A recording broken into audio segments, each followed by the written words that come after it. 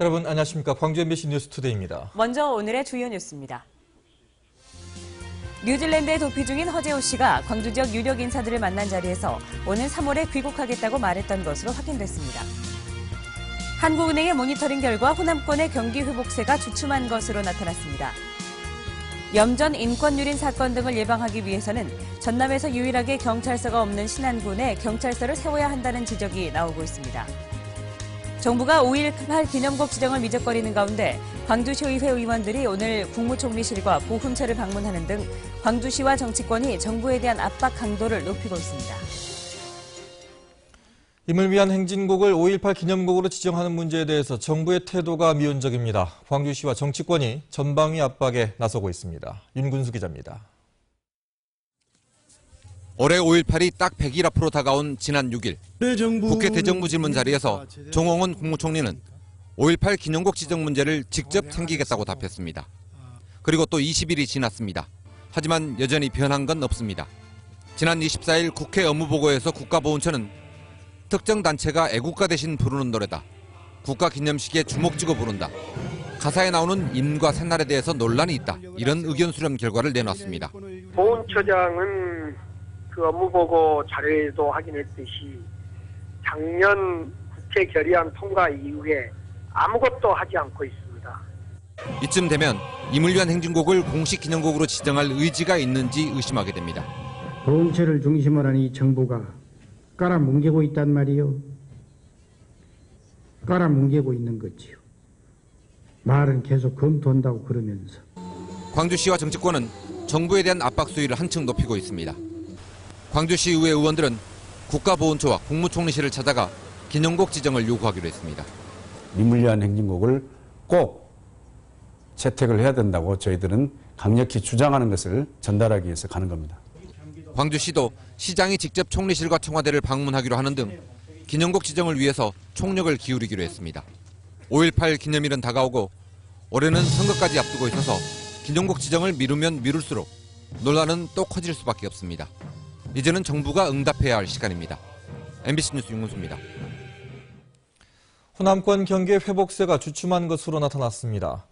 한국은행이 내놓은 지역경제보고서에 따르면 올 들어 이달까지 지역 내 업체와 유관기관을 대상으로 모니터링한 결과 서비스업 생산이 관광 관련 서비스업을 중심으로 소폭 감소했습니다. 또 건설 투자와 수출 감소세가 지속됐고 소비와 설비 투자도 지난해 4분기 수준에 그쳤습니다.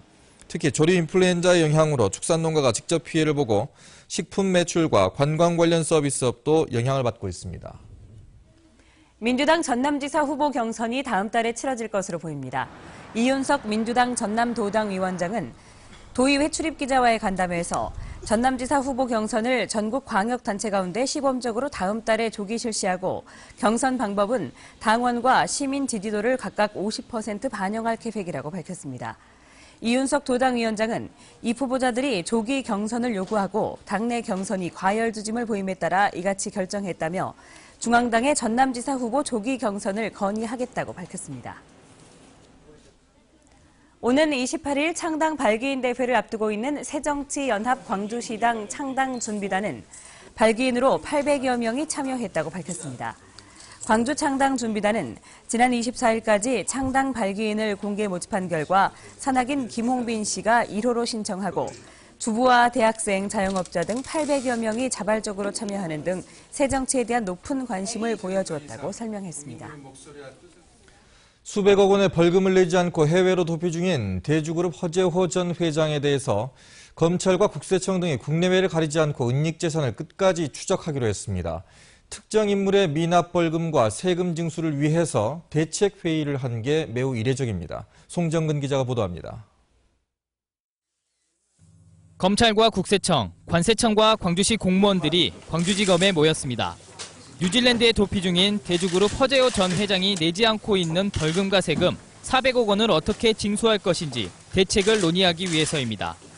특정인의 벌금, 세금 미납 사건을 위해 사법기관과 행정기관이 대책회의를 한 건 처음인 것으로 전해졌습니다. 오늘 회의가 어려운 자리를 하신 만큼 의미 있는 결과를 낼 수 있도록 허 씨의 미납 벌금과 세금은 모두 합쳐 400억 원, 여기에 금융기관의 진빚 233억 원을 더하면 허 씨가 내야 할 돈은 642억 원, 설사 허 씨가 귀국해서 49일 동안 하루 5억 원짜리 벌금 노역을 살아 탕감한다 하더라도 남은 393억 원을 갚아야 합니다. 이들 기관들은 허 씨 이름으로 된 국내 재산은 더 없는 것으로 보고 친인척 이름으로 국내에 숨겨둔 재산이 있는지 조사하는 한편 해외 은닉 재산도 찾기로 했습니다. 하지만 허 씨의 국내 재산은 이미 공매 처분되거나 압류됐고 이것들을 다 해도 미납에게는 크게 못 미치는 것으로 전해졌습니다. 뉴질랜드 영주권까지 획득한 허 회장은 범죄인 인도 대상도 아니어서 강제 귀국시킬 방법도 없습니다. 이런 상황에서 시작된 기관들의 징수 노력이 어떤 성과를 낼지 지켜볼 일입니다. MBC 뉴스 송정근입니다. 검찰이 찾기가 어려워서 인터폴 수배까지 했다는 허재호 전 회장. 최근에 광주 지역의 유력 인사들이 뉴질랜드로 건너가서 허 씨를 만나고 온 사실이 확인이 됐습니다. 이 자리에서 허 회장은 다음 달 귀국 의사를 밝힌 것으로 전해졌습니다. 김인정 기자의 단독 보도입니다. 지난해 9월 광주 지역의 유력 인사 3명이 뉴질랜드로 건너가 대주그룹 허재호 전 회장을 만났습니다. 광주 상공회의소 회장과 검찰 범죄예방위원인 H건설사 회장, 그리고 전 언론사 사장이었습니다. 건설사 회장은 허 씨가 뉴질랜드에서 KNC 건설사를 운영하고 있으며 당시 올해 3월쯤 귀국할 계획을 갖고 있다고 말했다고 전했습니다. 이제 3월 달에 나와서 이제 그 벌금 관계 그걸 그때쯤 마무리를 하려고 그렇게 얘기를 했었거든요. 뉴질랜드 영주권자인 허 씨가 벌금은 노역으로 탕감하면 되지만 미납 세금 때문에 출국 금지 조치를 당할 것을 걱정하고 있다고도 덧붙였습니다. 또한 뉴질랜드에서 돌아온 직후 광주지검장을 만나서도 허재호 회장의 귀국설을 전했습니다. 무슨 얘기가 오갔는지는 확인하기 어렵지만 최소한 검찰과 허재호 회장 사이에서 전달자 역할을 한 겁니다. 그런 내용으로만 얘기했어요. 본인이 3월 달에 이렇게 나와서 마무리를 하려고 제가 먼저 얘기를 했었어요. 빨리 그건 마무리하면 그럼 빨리 마무리를 해야 되지 않냐고 그렇게 말씀을 하시대요. 최근 국내에서 비난 여론이 일고 있는 상황 속에서 허 회장이 당초 밝힌 대로 실제로 3월에 귀국할지에 관심이 모인 가운데 지역 유력 경제인들이 해외에서 수배자를 만나고 다니는 게 적절한지에 대해서도 논란이 일 것으로 보입니다. MBC 뉴스 김인정입니다. 전남의 자치단체 가운데 신안군은 유일하게 경찰서가 없습니다. 염전 인권유린 사건 파문과 함께 신안경찰서 개설 필요성이 대두되고 있습니다. 박영훈 기자입니다. 전체 1000개가 넘는 섬, 유인도만 72곳에 이르는 신안군입니다. 지난 1969년 무안군에서 분리됐지만 전남에서 유일하게 경찰서가 없습니다. 목포시와 목포시의 14배가 넘는 면적의 신안군을 목포경찰서가 맡고 있습니다. 이렇다 보니 섬마다 한두 명이 근무하는 치안센터와 파출소가 전부입니다. 간만에도 목포가 있으니까 이 앞에서 저 속에 있는 사람들이 신안서 저 속에 그런 데서 목포까지 이용하면 거의 좋고서 더 가까운 데 있는 거이 더 좋지. 진도와 구례 등 인구 규모나 면적이 작은 자치단체 경찰서가 설치돼 주민들이 나은 치안 서비스를 제공받는 것과는 대조적입니다. 염전과 양식장이 많아 인권 침해에 대한 상시적인 감시가 절실하고 다리 건설로 접근성이 개선되면서 일반 치안 수요도 급증하고 있습니다. 전남경찰청은 2년 전 신안경찰서 개설을 요구했지만 우선순위에 밀렸다며 이번 염전 인권유린 사건을 계기로 경찰청을 통해 정부에 다시 건의하기로 했습니다. 염전에 인권 침해 사례가 있어서 여기에 또 강력하게 대응해야 한다는 주민들 요구 여론도 있고 해서 사업비는 120억 원 안팎이며 인력은 170명 규모로 현재 목포경찰서에서 100명, 나머지 70명 정도는 새로 충원하는 안을 제시할 예정입니다. 전국에서 10개 안팎의 경찰서 신설 요구가 있는 것으로 전해지고 있는 가운데 신안경찰서의 신설 요구가 받아들여질지 관심입니다. MBC 뉴스 박영훈입니다. 전남대병원 차기 원장 후보에 윤택림 빛고울 전남대병원장이 선출됐습니다. 전남대병원 이사회는 어제 회의를 열고 31대 병원장 1순위 후보로 윤택림 원장을, 2순위 후보로 류정선 부총장을 선출해 교육과기술부에 추천하기로 했습니다. 9명 이사회 표결 결과 윤 원장이 5표를 얻었고 류 부총장은 4표를 얻은 것으로 전해졌습니다. 교과부의 인가를 받은 후보는 다음 달 임기가 끝나는 송은규 원장의 뒤를 잇게 됩니다. 한국외식업중앙회 광주지회와 광산구가 닭, 오리고기의 안전성을 알리고 소비를 촉진하기 위한 시식 행사를 열었습니다. 이 행사는 AI 여파로 줄어든 닭고기와 오리고기의 소비를 늘리기 위해 마련됐습니다. 참가자들은 오리 훈제와 닭튀김 등의 요리를 직접 먹으며 현재 유통되고 있는 닭과 오리고기가 안전하다는 사실을 시민들에게 알렸습니다.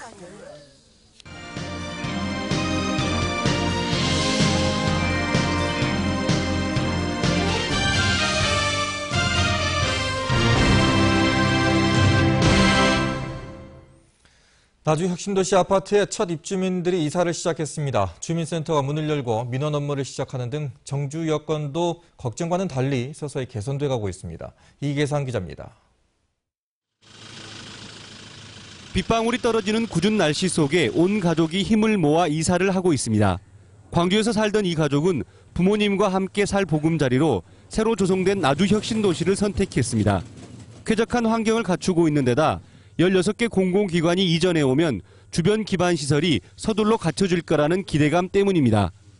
혁신도시가 한 10년 후에는 아무래도 어떻게 보면 수도권의 위성도시였던 것처럼 전라남도권에도 하나의 위성도시가 돼가지고 또 주축이 되지 않을까 싶어서 600가구 남짓되는 이 아파트에 입주 첫날부터 50가구 이상이 일찌감치 이사를 마쳤습니다. 올해 상반기 중으로 600가구 규모의 또 다른 아파트가 입주민을 맞이합니다.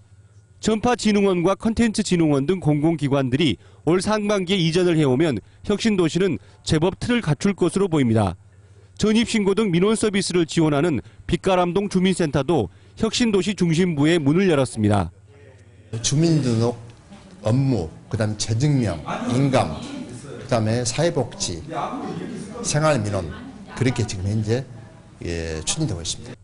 혁신도시 내부 도로망 역시 공사가 완료됐고 시내버스 노선도 막바지 조정 작업이 진행되고 있습니다. 유치원과 초중고등학교 등 각급 학교들도 대부분 공사를 마무리 짓고 새학기를 맞아 학생들을 맞이할 준비를 마쳤습니다. MBC 뉴스 이계상입니다. 광주시 교육청은 올해 9급 지방공무원 26명을 공개 경쟁으로 선발합니다. 선발 예정 인원은 교육행정 20명을 비롯해 전산과 전기 각 1명, 건축과 사서 각 2명씩입니다. 건축직은 특성화고 졸업자나 졸업 예정자 중에서 선발하고 교육행정직은 장애인과 저소득층 중에서 1명씩을 구분해서 모집할 예정입니다. 응시원서는 5월 12일부터 16일까지 접수하고 필기시험은 6월 21일, 면접은 7월 25일에 실시합니다. 장애인 특수교사 임용 탈락에 대해서 논란이 일고 있는 가운데 불합격자에 대한 재심사가 무산됐습니다. 광주시 교육청에 따르면 장애인 교원채용심의위원회는 장애인 관련 단체 등 각계 전문가 9명으로 소위원회를 구성해 특수교사 임용에서 탈락한 장애인의 직무수행 능력을 재심사했지만 찬반 의견이 팽팽히 맞서 결론을 내리지 못했습니다. 광주시 교육청은 전문가 범위를 확대해서 소위원회를 새로 구성한 뒤 재심 절차를 다시 진행할 예정입니다. 광주도시공사와 정신건강센터 등 빛고울 고객센터에 입주한 기관들이 단체 헌혈을 통해 사랑 나눔을 실천했습니다. 광주도시공사 직원 등 200여 명은 겨울철 혈액수급난을 해소하기 위해 단체 헌혈에 참여했고 이들이 기부한 헌혈증은 영구임대 아파트 주민들에게 무료로 건강검진을 해주고 있는 의료기관에 전달될 예정입니다. 해마다 6월 초에 열리던 곡성 장미축제가 올해는 5월 말부터 6월 초까지 열립니다. 곡성구는 올겨울 눈이 적게 내렸고 날씨가 따뜻해 장미 개화 시기가 지난해보다 빨라질 것으로 예상돼 축제 개최 시기를 앞당겼다고 밝혔습니다. 이에 대해 일부에서는 매년 6월에 열리던 축제가 공교롭게도 지방선거가 있는 올해 선거 직전으로 앞당겨졌다며 자칫 축제장이 선거운동 공간으로 변질될 가능성이 높다고 우려하고 있습니다. 광주 신세계는 광주 양동시장 문화센터에서 우리 지역 전통시장 상생 캠페인을 갖고 재래시장의 서비스 품질 향상에 나섰습니다. 신세계백화점은 직원들이 양동시장의 영업 현장을 직접 방문해 서비스 현황을 점검했습니다.